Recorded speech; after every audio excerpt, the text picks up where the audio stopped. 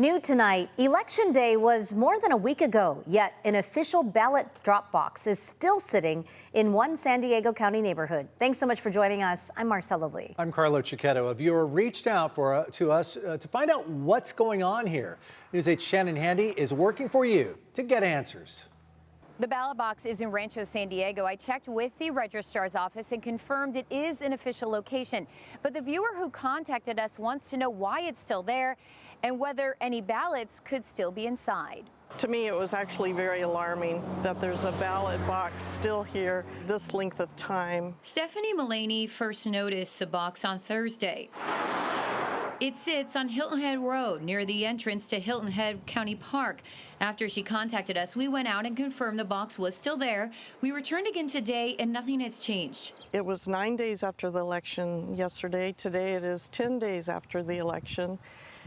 I don't normally take this path coming home, but I did yesterday and I'm glad I did because I spot this box and my first thought was, why is it here? Stephanie's biggest concern, whether ballots dropped off here were actually counted. If somebody in the neighborhood put a ballot in here, do they have any assurance that it was picked up or it's still just sitting there? We reached out to the registrar's office yesterday and followed up again this morning. A spokesperson sent us a lengthy statement. They say the drop box was open from May 5th through June 2nd and was locked at 8 p.m. on election night, adding, quote, "Our staff retrieved the ballots that same night and the box is currently locked." The spokesperson told News 8 that all drop boxes located in county parks are temporary and in places that, quote, meet usable accessibility guidelines. They're chained, anchored, and locked to prevent tampering, and they're removed between elections. This box, they say, will be reinstalled at the same location for the November 3rd general election. I'm told the box will be picked up today and that it's standard to see some boxes up for this long. Should have been picked up on June 2nd in the evening. Working for you, Shannon Handy, News 8. Remember, if there's an issue, something you'd like us to look into, email us at workingforyou@cbs8.com. We have new information tonight on a deadly crash on the I-15 northbound in Oceanside yesterday. The California Highway Patrol says two Good Samaritans had stopped and were helping the driver of a Honda CR-V that had crashed into a guardrail. Those two were then hit and killed by another vehicle. An investigation into the crash is ongoing, but the CHP says the driver of the Honda CR-V was under the influence of alcohol at the time of the crash. An Arizona man who prosecutors say traveled to San Diego and murdered his pregnant ex-girlfriend could face another murder charge. This follows the death of the victim's baby, who was delivered by emergency C-section. News 8's Kelly Hessedall has the latest from the downtown courthouse. And the defendant is 21-year-old Trevon Williams. The DA's office says yes, it's likely he'll face additional charges. One legal expert I spoke to says it's even possible this could be a death penalty case. 21-year-old Trevon Williams remains behind bars without bail. A planned bail hearing was canceled this morning after his public defender filed paperwork withdrawing the request. The decision comes days after a tragic development in the case. Prosecutors say 17-year-old Jariah Edwards was 8 months pregnant when Williams took a lift from Arizona to San Diego and shot and killed Edwards in Bay Park, where she and her family were staying at a vacation rental. Doctors performed an emergency C-section to try and save her baby, but her family confirmed Sunday the newborn was taken off life support. Legal expert Brian Watkins. He's going to be charged with double murder at this point.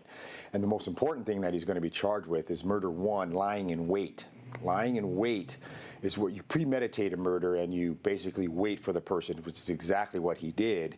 And so that's going to raise the murder charge to a capital murder charge. He's going to be looking at the death penalty. This is a capital case. Williams has already pleaded not guilty to charges including murder with special circumstance allegation of lying in wait, attempted murder of a fetus, and possession of a machine gun. Investigators say the child suffered a severe hypoxic brain injury, meaning the baby's brain was deprived of oxygen long enough to cause permanent and widespread damage.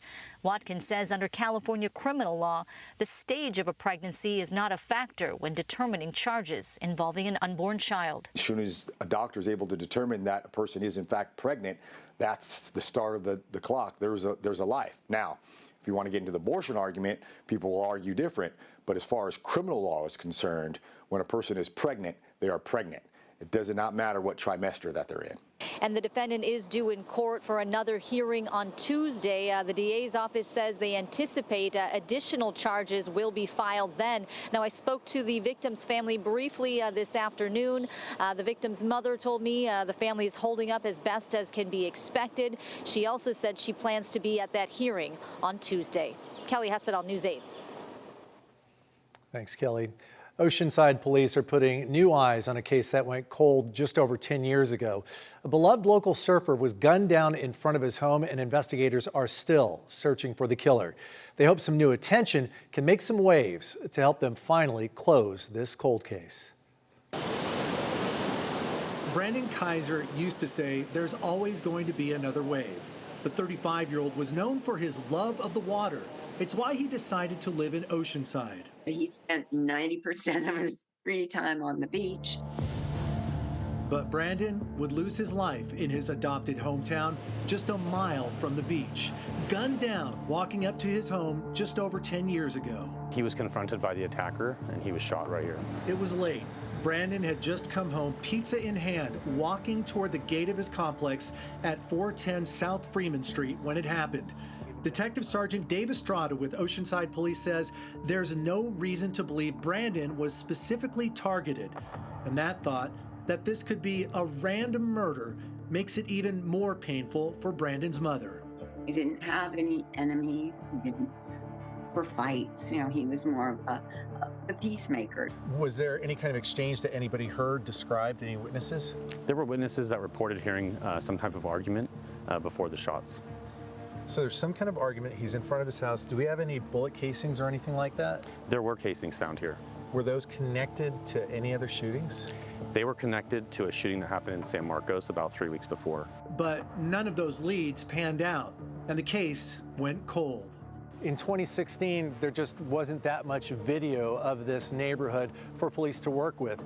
2026, there are video cameras all over the place. And the city of Oceanside has cameras as well, flock cameras that could track vehicles coming and going. There are now 18 license plate readers throughout Oceanside, and home security cameras are all over the place. If this shooting happened today, how much more likely would it be that you would have video of that car, that person? It would be highly likely. Hoping for a new wave of interest in this case, Oceanside Police and the ATF are offering a $25,000 reward. I just would like to see justice for Brandon. You know, he was an innocent person, and the world was a better place with him in it. Brandon's co-workers at AAA certainly felt that way about him. They got a plaque with his picture and name mounted at the California Surf Museum in Oceanside in his honor. Mary visits it every year on the anniversary of his death. Mary says it would be easy to be bitter, but then she thinks about her husband and son. I'm kind of like, they would want me to try and live my best life, not live it with anger and sadness. Hearing Mary, it's easy to imagine the wave of relief that she would feel if Brandon's killer was finally brought to justice. It's a case that I think that we can solve, but we need the public's help. But Oceanside Police doesn't forget about these kind of crimes, and we want to do our best to solve it. If anyone has information that could close this case, please call Crime Stoppers at the number on your screen. It's 888-580-8477. You feel for his mom. It's been a long 10 years. She just wants answers. Definitely has been a struggle, but there's a lot of community support, and there is some movement on this. We'll see what happens. All right. Hopefully the publicity can generate some leads. Yeah. The California Senate and Assembly reached a budget deal for the next fiscal year, setting the stage for final negotiations this month with the governor. Despite strong pushback from healthcare organizations, Newsom's push to renew what's called the managed care organization tax at a higher rate is moving forward for now. News 8 State Matters political reporter Jenny Huh has more. And make people aware that this is a real affordability problem. Charles Balke of the California Association of Health Plans opposes Governor Newsom's proposed changes to the state's managed care organization, or MCO tax. It's a tax on Medi-Cal and commercial health plans. The tax rate historically higher for Medi-Cal, as those funds are matched nearly 1-to-1 by the federal government. 99% of that of the revenue really came from the tax on Medi-Cal enrollment. And that tax on Medi-Cal enrollment really results in more federal funding to the state. At the current rate, California brings in some $8 billion annually, according to the nonpartisan Legislative Analyst's Office. Most of that goes to Medi-Cal, as required by state law. But the current MCO tax expires at the end of the year. Newsom's renewal proposal is in the hot seat. The MCO tax also requires federal approval to go into effect. There are new rules under H.R. 1 that the tax has to be applied equally to public and private healthcare plans. Opponents argue that means the financial burden is shifted onto consumers. Newsom says the new rate would generate $2.3 billion, 2/3 of that from private insurers. This results in a lower tax rate on Medi-Cal, and so less federal funding, and a higher tax rate on private enrollment, so a higher cost to on the private health plan side. Estimates show monthly premiums could increase to an average of $9 a month per member, regardless of their plan. Currently, it's about $2 per member, depending on their tier. You can't do that in a way that doesn't impact people's ability to pay for their healthcare coverage. It's not off the table that direct cost to health plans could be cost to consumers as well in the form of increased premiums.